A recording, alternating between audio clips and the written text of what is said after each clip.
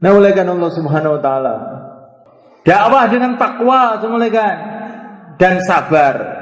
Allah Subhanahu wa taala mengatakan kepada para sahabat di Badar, kalau kamu sabar dan takwa akan datang para malaikat didatangkan oleh Allah untuk membantu kamu. Bala in tasbiru wa tattaqu. Kalau kamu sabar dan takwa, Allah akan datangkan malaikat-malaikat untuk membantu kamu. Sabar. Yang namanya perjuangan itu ya ada pahitnya, ada getirnya. Sabar. Orang yang sabar pahalanya tidak ada hitungannya. Innama yuwaffas sabiruna ajrahum bighairi hisab. Sabar. Orang yang sabar senantiasa dibela oleh Allah. Innallaha ma'as sabirin.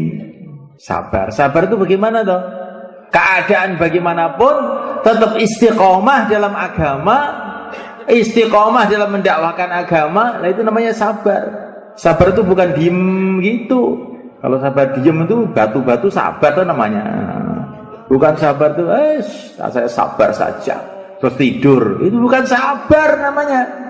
Walaupun menantang, tantangan datang dari segala arah, tetap istiqomah. Nah itu namanya sabar. Insyaallah malaikat. Dan takwa itu tidak buat maksiat.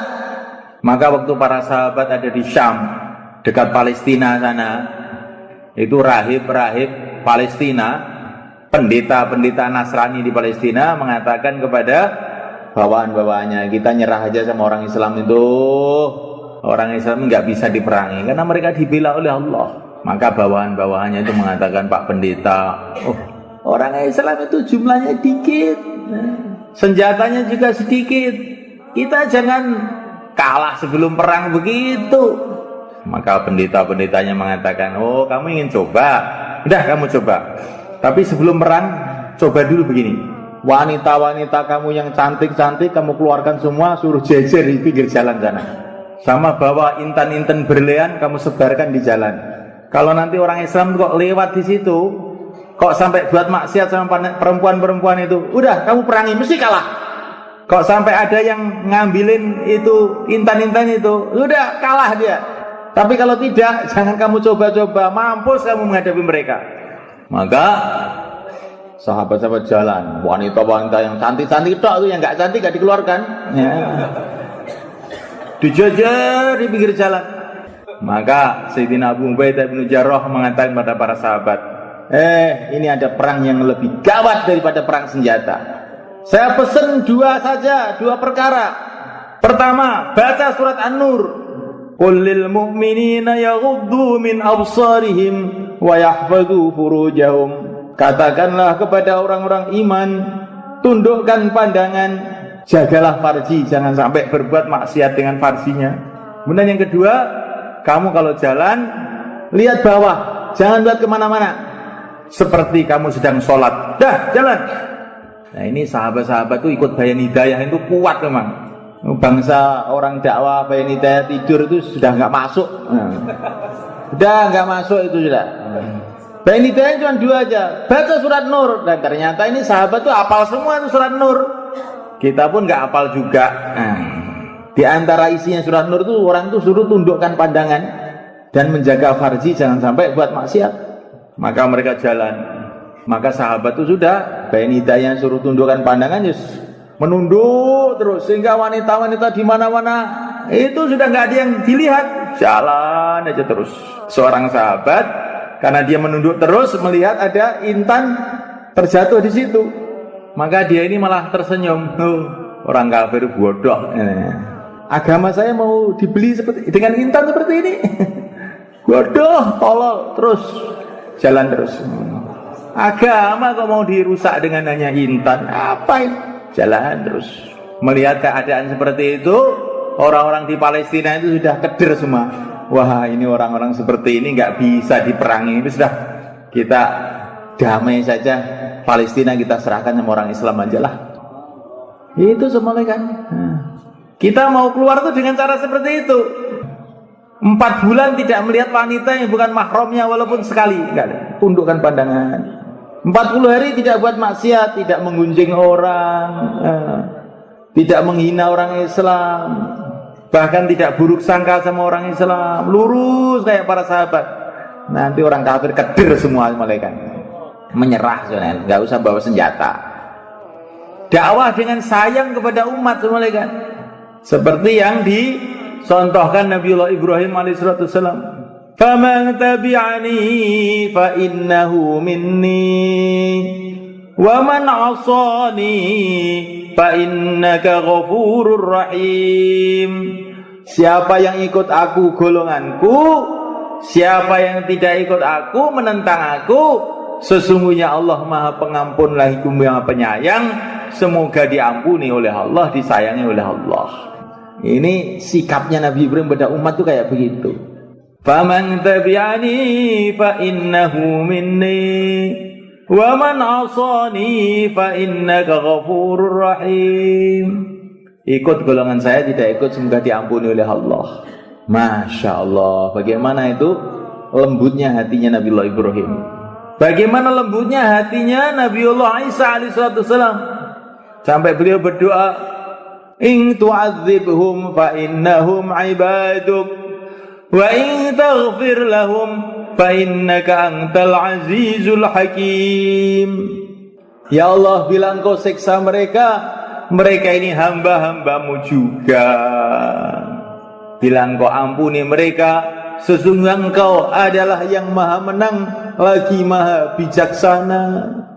Itu doanya Nabi Isa, ditirukan oleh baginda Nabi, diulang-ulang oleh baginda Nabi semalam suntuk dalam tahajudnya itu. In tu'adzibhum fa innahum ibaduk wa in taghfir lahum fa innaka antal azizul hakim. Diulang-ulang semalam suntuk oleh baginda Nabi sampai subuh. Ya Allah, bila engkau siksa mereka, mereka ini adalah hamba-hambamu juga. Bila engkau ampuni mereka, sesungguhnya engkau adalah yang maha menang lagi maha bijaksana. Masya Allah. Jadi dakwah itu harus dengan sayang betul dengan umat. Jangan ada kebencian sedikit pun kepada umat. Kalau dakwah dibarengi dengan kebencian, nanti nggak berhasil. Nah, dakwah itu asasnya adalah menyayangi umat. Wa ma arsalnaka illa rahmah lil alamin. Tidaklah aku utus engkau wahai Muhammad kecuali rahmat untuk seluruh alam, menyayangi. Nabi itu diutus untuk menyayangi. Kita kalau mau meneruskan perjuangan Nabi, maka hati kita harus dipenuhi dengan sayang pada umat.